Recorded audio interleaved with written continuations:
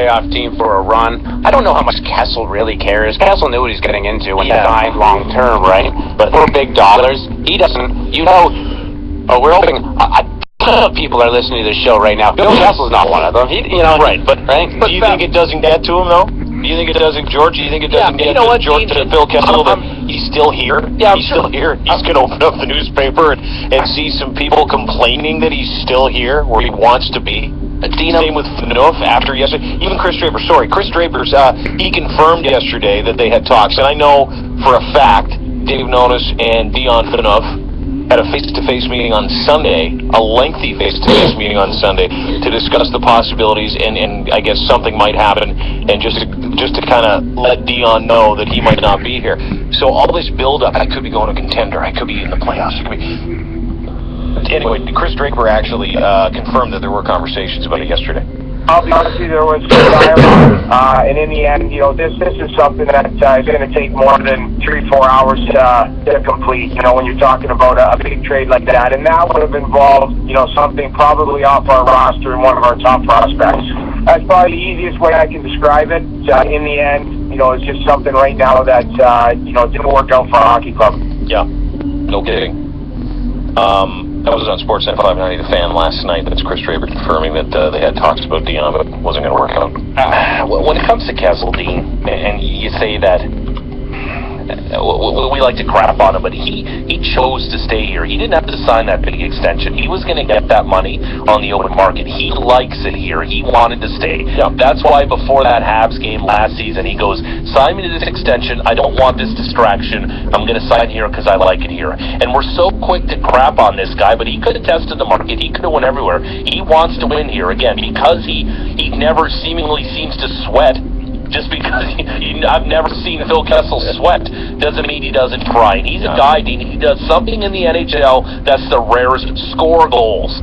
It is so tough in today's NHL to score goals, and everybody just wants to get rid of this guy as quickly as possible. Dion, I get. He's on the back end of his career already, and he's not even that old, and he's miscast. But Phil's a guy that I don't think it'd be the worst thing in the world if you held on to him, because potentially, what if you put him with an actual playmaking center? How many goals can Phil Kessel score with a young guy like a Dylan Strome, or heaven forbid, Connor McDavid? Yeah, great question. 6:10, -12 right now. Time for the top 5 things you need to know. Brought to you by Rogers Hometown Hockey. Sundays on City TV.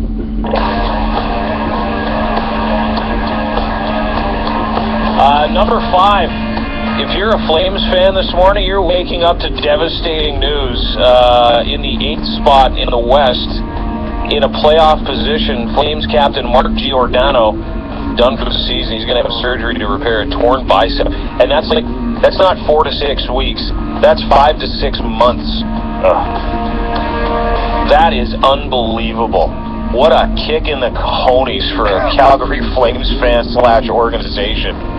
And that's the team right now, the 3rd in the Pacific Division, a surprise playoff team working really hard. Mark Giordano, probably the favorite to win the Norris Trophy this season. That's just a devastating loss for Calgary. Major. Number 4, NHL trade deadline. There were 24 trades yesterday, including 42 players. Who's the big winner yesterday? And by winner, I mean who made themselves, who put themselves in a better position in the race for Connor McDavid or Eichel? Arizona, they put their chips in with the Keith Yandel trade on Sunday, and they really pushed the envelope and trading Antoine Vermette on Saturday to the Chicago Blackhawks. But then Tim Murray, my man, and the Buffalo Sabres, they saw Michael Neuwirth making some saves for him. He's like, I can't have that.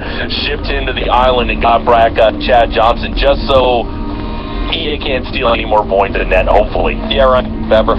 Winner to me was on the other end. I thought Chicago did well before the deadline. We saw what Patrick Kane down for maybe 3 months, but they know they're breaking the sucker up in the summer, right? So they said, hell, let's go for it one more time with this group. So they got Vermette, who might have been the top forward out there, got Tiemann in on the back end. They gave up some picks, sure, but they're making changes, so they're giving themselves one more run at it, and imagine Kane comes back if they're still in the playoffs. Yep. Got another great shot. No, good point. The number 3 thing you need to know today, brought to you by Rogers Hometown Hockey. Jays start preseason again today. How cool is that? It's going to snow like crazy. It's freezing cold, -12, and Jays start playing baseball. The Pirates today, Aaron Sanchez expected to pitch, so is Estrada, Delabar, and Bernabek, among others. Listen to Jerry, Joe, and Mike at 1 p.m. on Sportsnet 590.ca or watch at 1 p.m. on Sportsnet pregame at 12:30. Number 2, Raptors snapped their 5-game skid. Congratulations, Raptors. Congratulations. Yeah. Golf clap. Awesome. Yeah, they beat the Philadelphia 76ers last night in Philadelphia, 114-103. DeMar DeRozan off the schneid, 35 points, and he joins us more on the show. Very excited for that. And the number one thing you need to know, the Leafs' Olli Jokinen. Sad news, everybody. Fan and favorite Olli Jokinen has left town for a contender.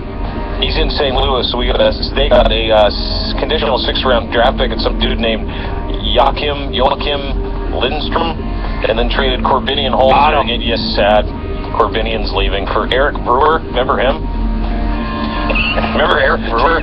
Dean, that guy won a gold medal for him tonight. He won a gold medal for Canada in '02 in Salt Lake. That guy. Can I tell you something about Eric Brewer? I've been looking for him on cartons of milk for the past 10 to 15 years. I have no idea where this guy went. But apparently he's suiting up for the Toronto Maple Leafs side as they play the Panthers in Florida. You can listen to it on Sportsnet 590 Fan pregame with Stelk and Osborne. Dave Nonis was on Primetime Sports last night, and he says, still lots of work to be done. There's a lot of work left for us to do. We've set the table up a little bit, but we're not anywhere near done, and we understand that for us to build this into a competitive group, we have to get on these picks. There are trades that make us better, and we think it's going to help us long term, and we'll look to pursue those. And it's not a fire sale. We have some good players that have underperformed, but a lot of teams have interest in some of those players, so we'll see how it plays out over the next couple months. Yeah. 6:14, those are the top 5 things you need to know today, brought to you by Rogers Hometown.